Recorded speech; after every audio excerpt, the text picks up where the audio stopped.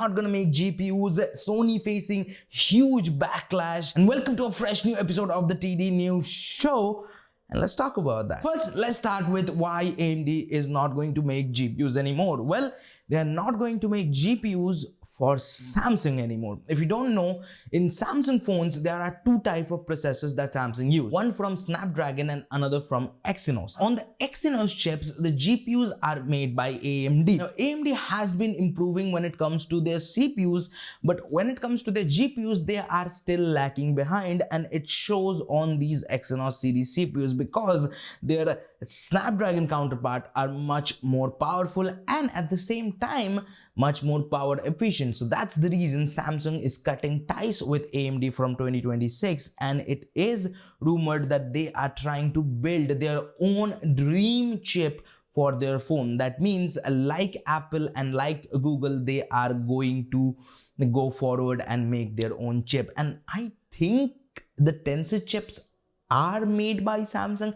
Like, those are a variant of Exynos chips. Like, I could be wrong in this case. I heard it, I haven't read up on it in a long time, but I think Tensor chips are based on some Exynos model. I'm not sure about that, so don't quote me on this. Computex is right around the corner, and if you don't know what Computex is, it is a trade show where computers and computer hardwares get showcased. Why I'm talking about Computex in the month of May when it's supposed to happen in the June? Well, because the whole lineup of ASUS products for Computex 2024 got leaked. Now, the product line consists of some new laptops, their new VivoBook, a new Pro R line series. Then they have some new PCs and also a new ROG Ally or the 2024 version, then their ROG Thor 16-watt titanium version, and also the most interesting thing, their millionaire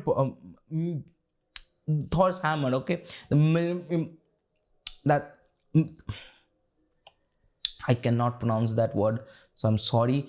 ASUS is making a gaming UPS, and I'm excited about an UPS. Why? Well, if you look at UPS, when you are thinking about the high-end UPS from APC and CyberPower, and they are the most two prominent companies, not a lot of gaming-focused companies or not a lot of other PC brand companies are making UPS. If you look at high-end UPS from APC, you would be better off getting an inverter at that point rather than buying a 4-plug UPS. Upcoming Intel Core 9 285K or the Arrow Lake CPUs are rumored to be downclocked to 5.5 GHz. Now, the current gen flagship i9 is clocked at 6 GHz. Now, we are seeing a 0.5 GHz reduction of clock. Now, if you are not keeping up with the news, then I'm sure you don't know that some of the 14th gen CPUs and 13th gen CPUs are crashing uncontrollably. Like, there are no reason for crashing, but they are crashing. The reason because they are very unstable. Why they are unstable?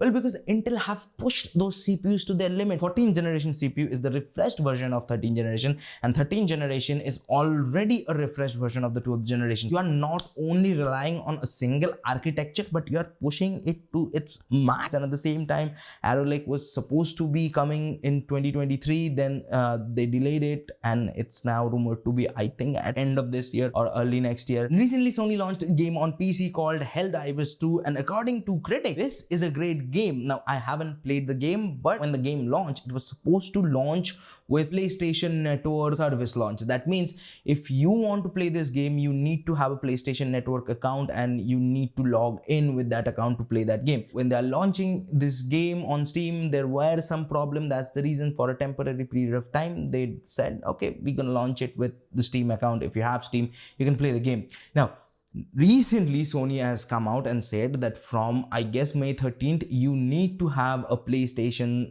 Network account to play that game. If you don't have that, you will not be able to. And that started a lot of controversy. People hated this decision. They started negative review bombing the game. Over 200,000 negative reviews are on Steam. The rating got tanked. I think Steam removed the game from 177 countries where you will not be able to create create a PlayStation service network. And if you already bought the game, Steam is started issuing refunds. So kudos to Steam for being the best.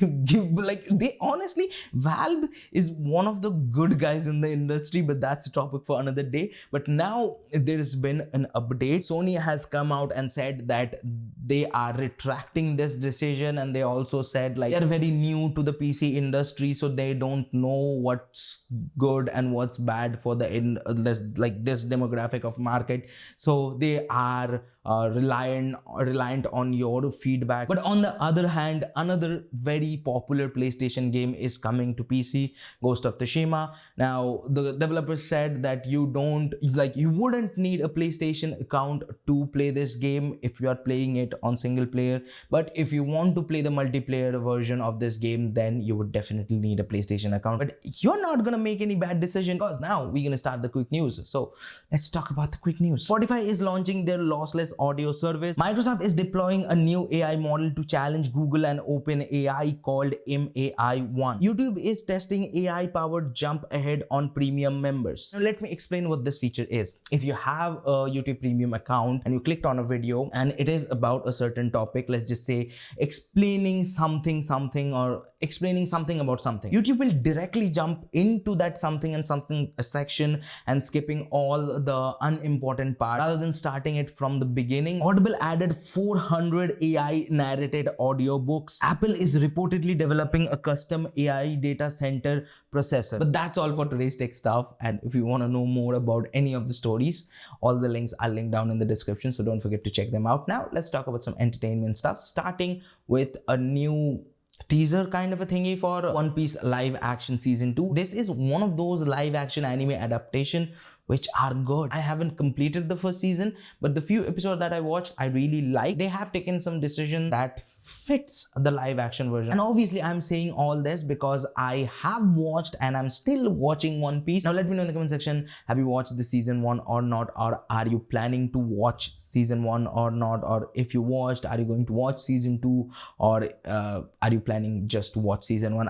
I don't know. Let's talk about the next topic. And lastly, Giancarlo Esposito, I think I butchered the name, basically the guy from Breaking Bad, Far Cry 6, recently joined MCU. Now a lot of people were speculating he would be joining as Professor X, but it looks like that he is not interested in playing Professor X, but it is sure that he joined the whole mutant roster, so we don't know which part he gonna play. I would love him to play villain. Like, he was born to play villain. Like, he played good characters, he can play good characters, but people love him when he play those villain characters. And I don't know, he can bring a very interesting spin on Magneto. Like, I would surely love him to see in the role of Magneto. We don't know anything until Marvel announces something, but I am announcing something. You know, you should like this video if you liked it. If you haven't, you can hit dislike, but it hurts. I don't know why. Like, why you would think that you would dislike my videos? It hurts so freaking bad. Don't dislike, okay?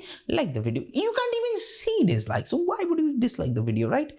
But all jokes aside, if you want to watch more videos from us, check out this video right here. And if you want to subscribe, well, do it by here.